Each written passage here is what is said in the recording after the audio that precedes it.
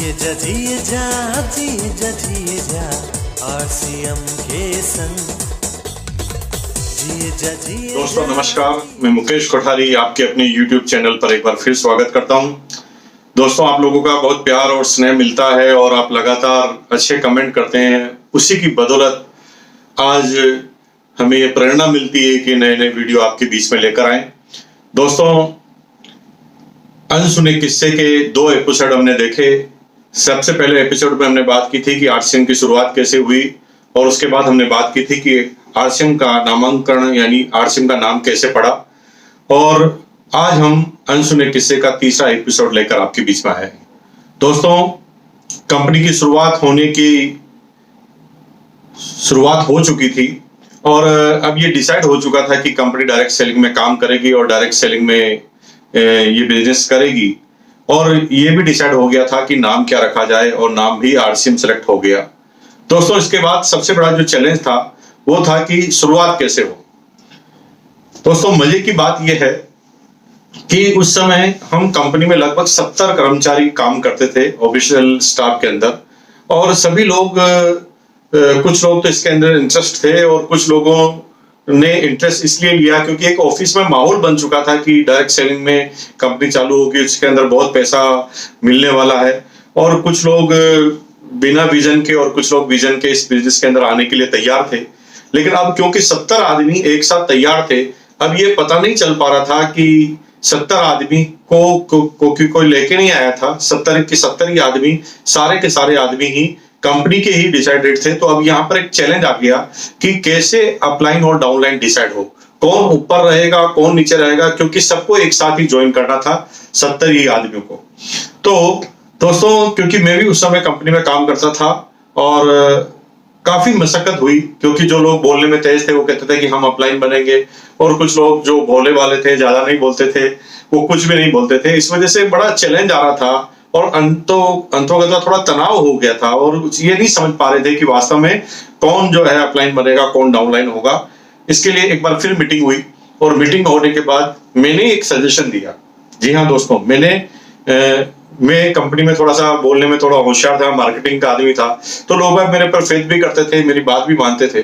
तो मैंने एक सजेशन दिया कि देखो जो भी लोग सीनियर हैं वो ऊपर रहेंगे, जो लोग जूनियर हैं जो नीचे रहेंगे, ताकि कोई विवाद पैदा न हो। सीनियर और जूनियर का परिभाषा यही है कि जिसकी सैलरी ज्यादा है वो ऊपर रहेगा, जिसकी सैलरी नीचे है कम है वो नीचे रहेगा।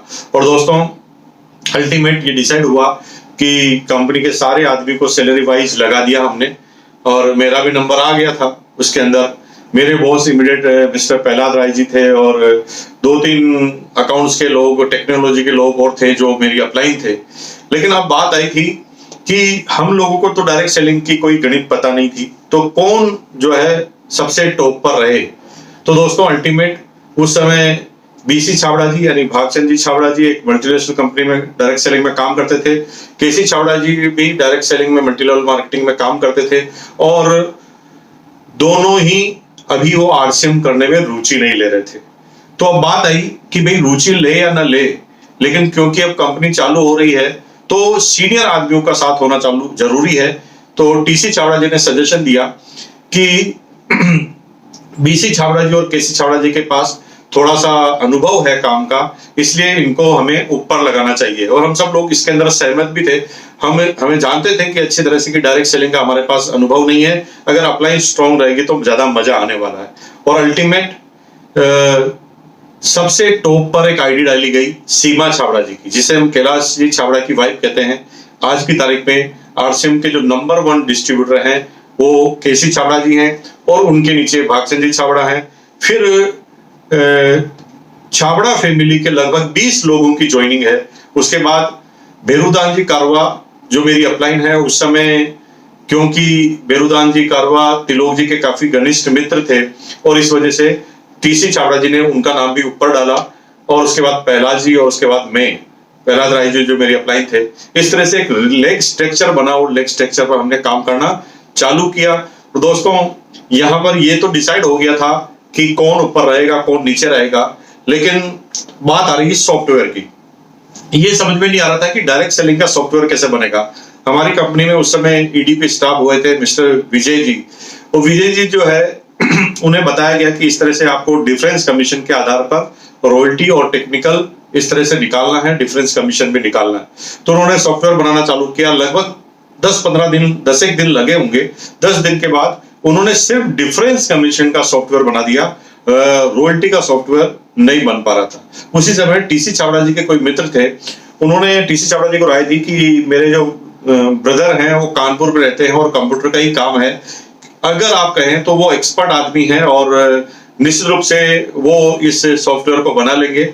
और तभी दोस्तों टीसी छाबड़ा जी ने उन्हें इनवाइट किया कानपुर की टीम को, जिसमें मिस्टर अरुण जी, गौड़ साहब, अशोक जी, ये 3-4 लोगों की टीम आई कानपुर से और उन्होंने सॉफ्टवेयर बनाने पर काम किया। 10-15 दिन में पहली बार सॉफ्टवेयर बना जिसमें रॉयल्टी तक की कैलकुलेशन आई थी, अभी टेक्निकल की जरूरत भी नहीं थी।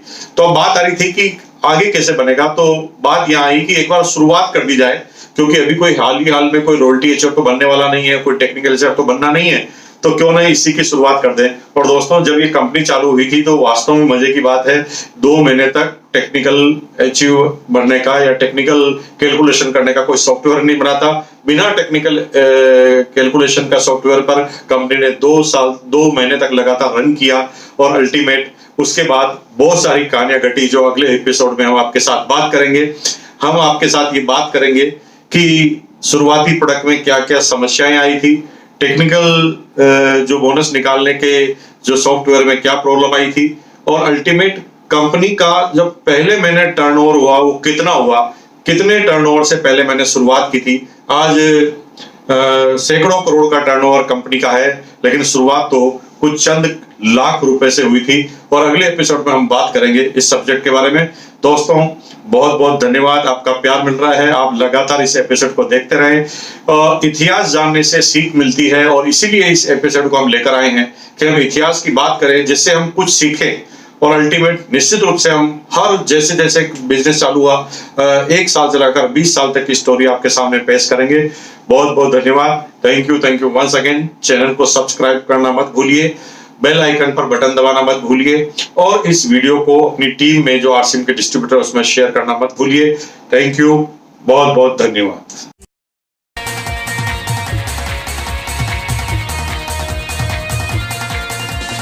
इस समय की दौड़ में चले जमाने के संग आरसीएम